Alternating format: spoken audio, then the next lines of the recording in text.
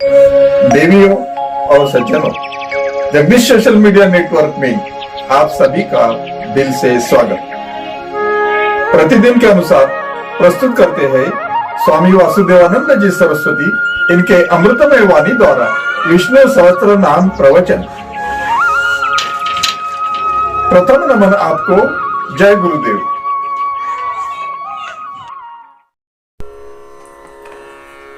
श्री विष्णु सहस्त्रनाम ज्ञान यज्ञ प्रवचन क्रमांक 504,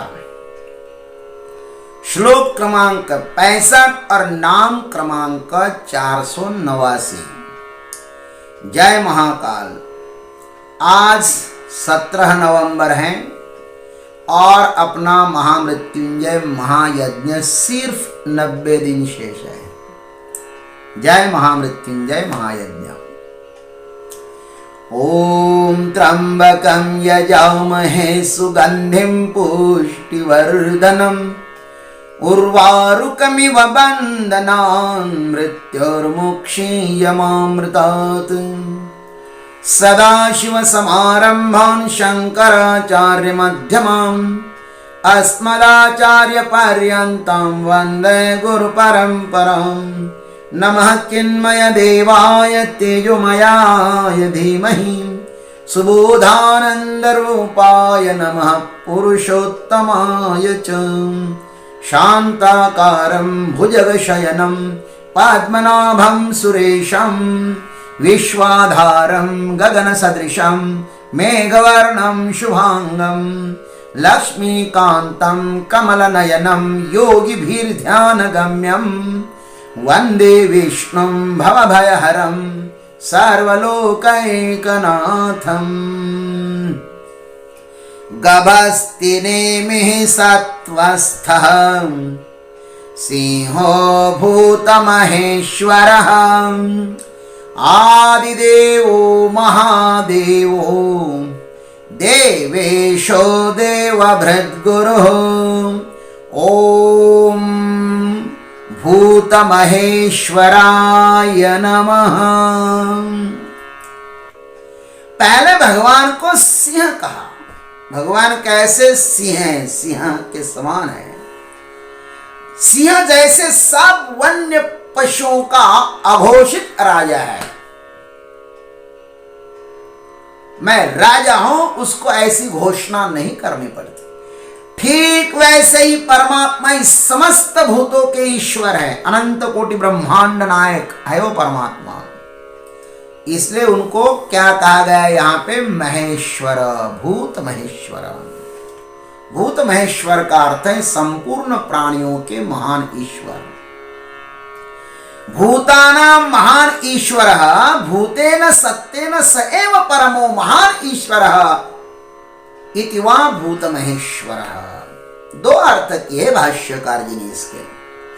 भूतों के महान ईश्वर है ना, भूतानां महान ईश्वर, अथवा भूतेन सत्येन स एव परमो महान ईश्वर। भूत माने सत्य रूप से वे ही अति महान ईश्वर है, इसलिए वे भूत महेश्वर है। आइए इस पर हम लोग अपने सदगुरु के आशीर्वाद से चिंतन करते हैं। भगवान को पहले युधिष्ठिर जी महाराज, भीष्म पितामह जी महाराज सिंह नाम से कहते हैं। पहले सिंह की उपमा दी। सिंह शक्ति से और युक्ति से महान होता है, इसलिए वह हाथी जैसे महान शक्तिवान को भी फस्त करता है।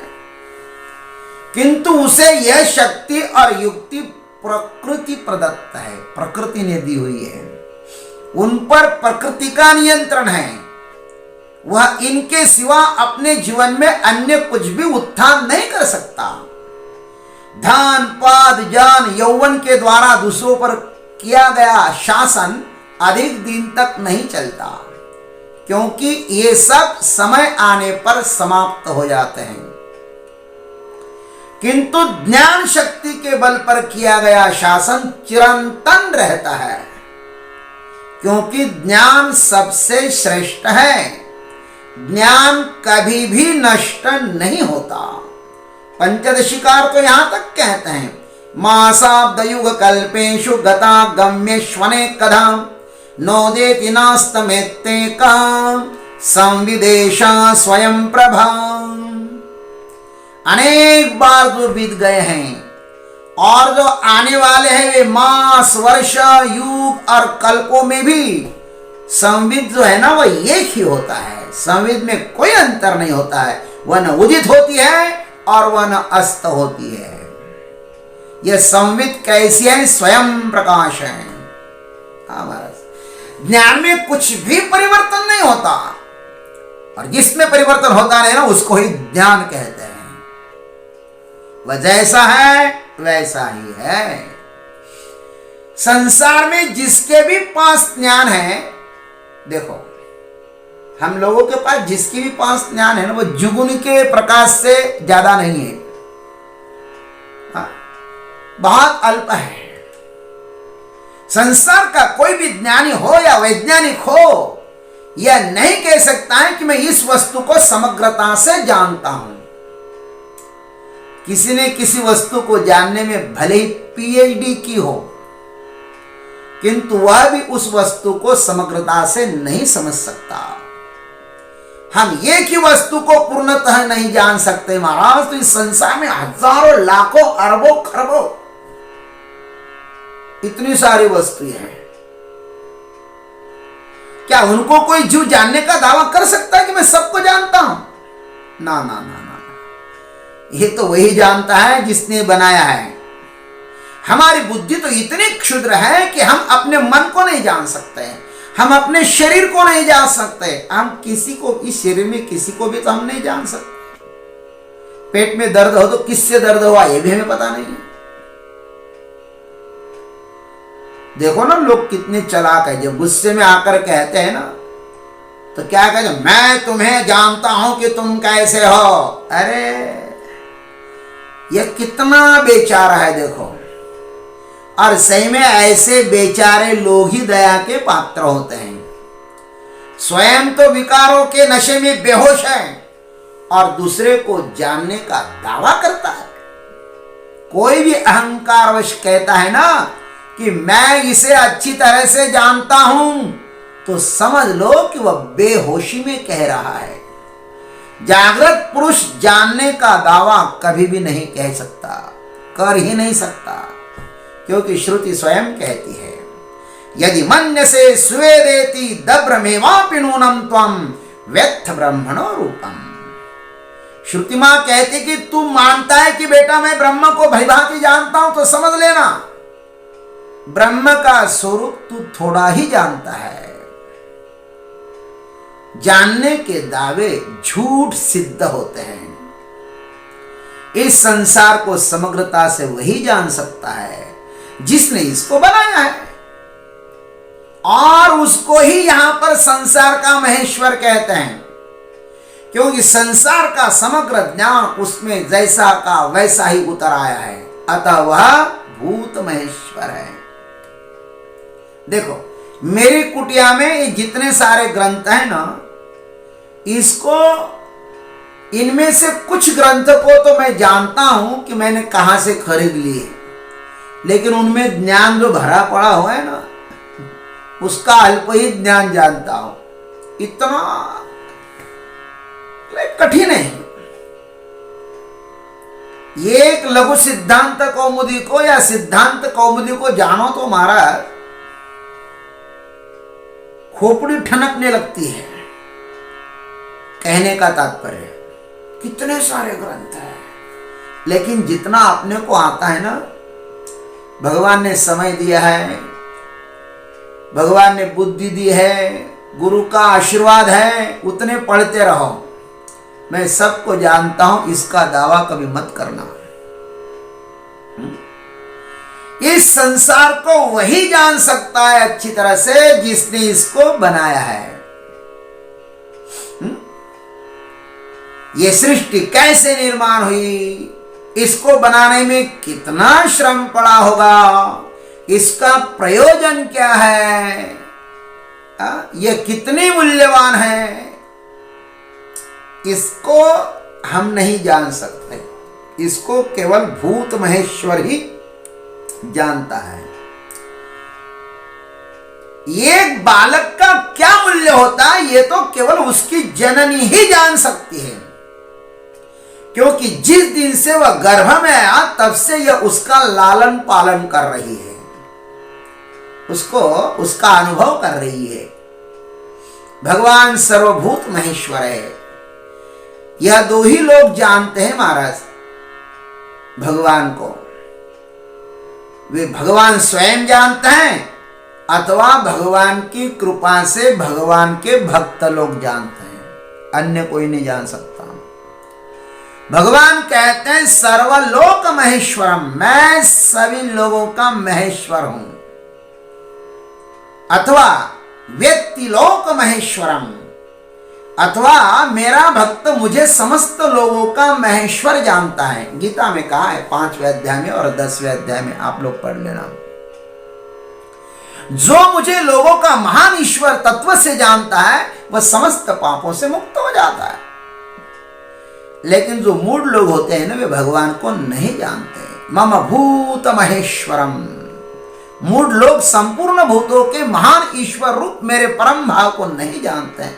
ऐसे भगवान अभक्तों के सामने खंत प्रकट करते हैं, और भगवान अभक्तों के सामने अपना स्वरूप प्रकट करते भी नहीं, क्योंकि ऐसे ऐरे गहरे नत्थु गहरे के सामने अपना ईश्वरीय रूप प्रकट करने से क्या लाभ होगा? वो तो जानेगा नहीं, वो तो पहचानेगा नहीं। इसलिए भगवान ने कहा नाहम प्रकाश सर्वस्य योग माया समावृतः 7:25। अपनी योग माया से अच्छी तरह से छिपा हुआ मैं सबके प्रत्यक्ष प्रकट नहीं होता। भक्त के समक्ष इसलिए प्रकट होते हैं कि वह उसे समग्रता से स्वीकार करता है। जिसके मन में परमात्मा के प्रति किंतु परंतु समाप्त हुए हैं वही उनका भक्त है महाराज। भगवान की मर्जी में जो राजी होता है वही भक्त होता है। रहस्य उसको ही बताया जाता है जो भक्त भी हो और सखा भी हो। भक्तो उसी में सखा चेती रहस्यम हेतदुत्तमम। परमात्मा को भूत महेश्वर किसी ने बनाया नहीं है, ध्यान रखना, वे स्वयंभू है। उनको बनाया नहीं किसी ने, वे स्वयंभू है। श्रुति कहती है कि ध्यान के द्वारा परमात्मा का अनुभव करने वाले महात्मा उन्हें कैसा कहते हैं, सुनिए। तमीश्वराणाम परमं महेश्वरम तम देवतानां परमं च दैवतम पतिं पतीनां परमं परस्तात् विदाम देवं भुवनेशमीड्यम।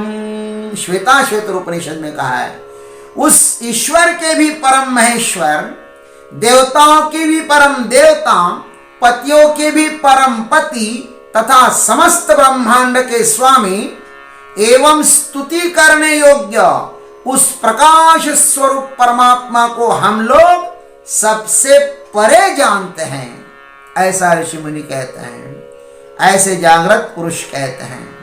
यह भूत महेश्वर परमात्मा हमारे समक्ष भी प्रकट होना चाहिए। इसलिए उनसे प्रार्थना करो कि हे प्रभु आप हमारे सामने भी प्रकट हो जाइए, हम भी इन आंखों के द्वारा आपका साक्षात्कार करें। डोळे भरोनिया पाहिन तुझे रूप हे चिमद प्रेम दे देवा।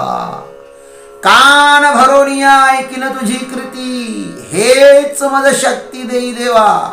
भगवान से ऐसी प्रार्थना करो, और भगवान से प्रार्थना करोगे तो भगवान एक दिन आपके सामने प्रत्यक्ष खड़ा हो ही जाएगा, इसमें कोई मुझे संदेह नहीं है। ओम तत्सत। जय गुरुदेव, जय जगदीश्वर, जय जय महाकाल। अभी आप सुन रहे थे स्वामी वासुदेवानंद जी सरस्वती इनके अमृतमय वाणी द्वारा विष्णु सहस्त्र नाम प्रवचन का अगला भाग लेकर कल सुबह फिर प्रस्तुत होंगे। तब तक के लिए हरि ओम।